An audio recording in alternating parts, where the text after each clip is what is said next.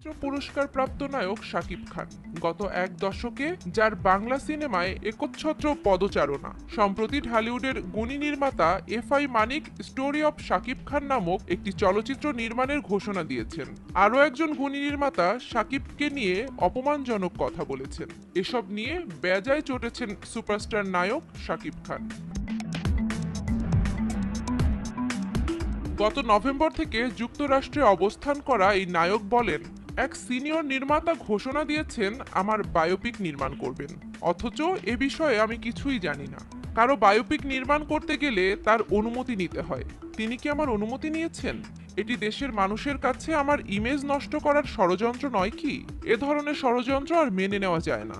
দেশীয় চলচ্চিত্রের কারো বায়োপিক যদি নির্মাণ করতে হয় তাহলে নায়করাজ রাজ্জাক, আলমগীর, ফারুক, সোহেল রানা, ববিতা, শাবানা, কবরীদের মতো কিংবদন্তি শিল্পীদের নিয়ে নির্মাণ করা উচিত, আমাকে নিয়ে নয়।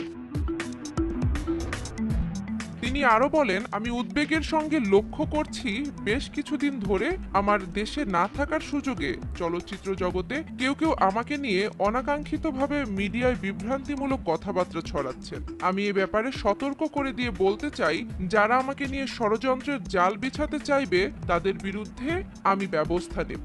মানহানি ও সাইবার ক্রাইম অ্যাক্টে মামলা করব আমি। ইতিপূর্বে আমার স্টারডাম ক্ষুণ্ণ করতে অনেক ষড়যন্ত্র হয়েছে, এসব আমি আর মুখ বুজে সহ্য করব না।